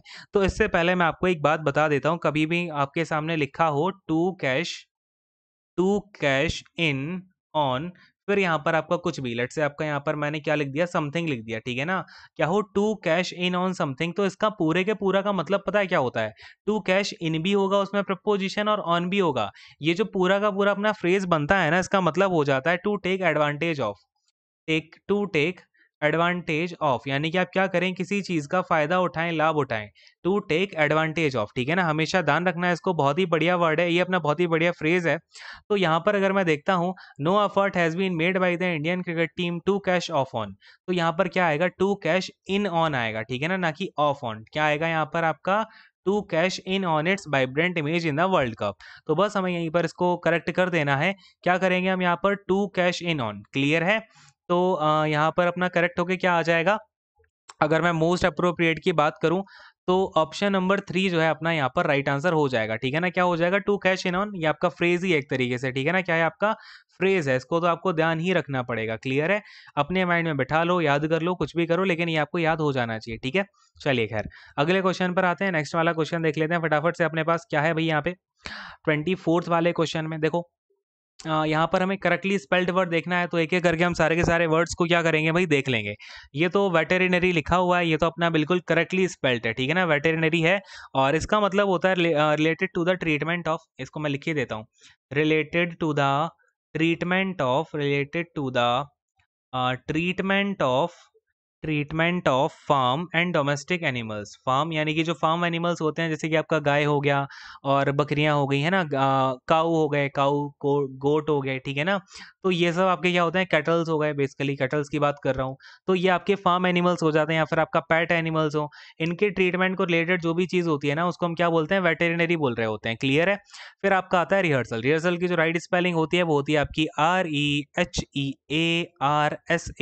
ठीक है ना, क्या होती है, REHEARSAL, ठीक है ना, ये होती है रिहर्सल। रिहर्सल का मतलब आपको पता ही होगा, एक प्रैक्टिस कर लेना है ना, किसी भी परफॉर्मेंस से पहले आप क्या करें, उसकी प्रैक्टिस, या फिर एक प्रैक्टिस, या फिर आप ट्रायल इन्फॉर्मेशन बोल, ट्रायल परफॉर्मेंस बोल दो, ठीक है ना, ट्रायल परफॉर्मेंस, क्लियर है। फिर एम्प्लॉयड की राइट स्पेलिंग आपका यहाँ से एक ई हटाना पड़ेगा। सेपरेबल आपको पता ही है, सेपरेबल की स्पेलिंग होती है SEPARABLE, ठीक है ना, इसका मतलब क्या है, जो एबल टू बी सेपरेटेड, यानी कि जिसको जुदा किया जा सके, दूर दूर किया जा सके, है ना, able to be separated, clear है। तो ये सारी की सारी चीजें हैं, करेक्टली स्पेल्ड वर्ड अपना वेटरनरी है, ये आपका राइट आंसर हो जाएगा, ठीक है ना। आई होप कि ये वाला क्वेश्चन सभी को आ भी गया होगा, ठीक है। अगले क्वेश्चन पर आते हैं, क्वेश्चन नंबर 25 पे मूव ऑन करते हैं। ये रहा अपने सामने 25, और अब ये जो क्वेश्चन है अपना अगेन PQRS वाला क्वेश्चन आ गया, तो कोई दिक्कत नहीं है, इसको बड़े आराम से हम यहाँ पर समझते हैं, ठीक है ना। चलो, ये वाला जो पैरा जंबल है ना, ये आई थिंक सबसे ईजिएस्ट है। खैर देखो, यहाँ पर अपने पास हमें क्या करना है, दिस दिखा है यहाँ पर आपका क्या है, ये आप ऑप्शंस में देख लो, बी आ सकता है पहले, ए आ सकता है, सी आ सकता है, डी की कोई बात ही नहीं है, तो डी तो पिक्चर से बाहर। अब मैंने ए को देखा, ए को देख के क्या लगा, दिस इज बिकॉज, अब मैंने बोला दिस, अब ये किसकी वजह से, दिस है क्या भाई, तो दिस का मुझे नहीं पता है, ए नहीं आ सकता पहले। दस इट लीड्स टू, अब मैंने कहा 10, अब भाई क्या क्या लीड करता है पुअर हेल्थ को, ये यहाँ पर आपका जो 8 है, ये 8 आपका, पहली बात तो ये कोई आपका डमी सब्जेक्ट है नहीं।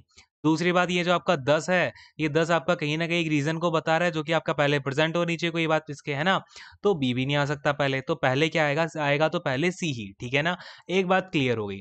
तो फिर children as well as teenagers, यानी कि चिल्ड्रन और जो टीनेजर्स हैं are tempted toward junk food, तो ये टेम्पटेड है जंक फूड के लिए। अब मैंने देखा सी वाले ऑप्शन है अपने दो, सी के आगे या तो ए आ सकता है या डी आ सकता है। अब मैंने ए को देखा, this is because of its aroma flavour variety in the market, मैंने कहा ठीक है, ये जो दिस है ना, ये दिस वाला प्रोनाउन कहीं ना कहीं ये जो अपना जंक फूड है ना, इस जंक फूड को रिफर कर देगा। मैंने कहा बढ़िया, कोई बात नहीं। फिर मैंने देखा डी वाले ऑप्शन को, children as well as teenagers are tempted toward junk food, it has no और negligible nutritional value and high content of the sugar and salt.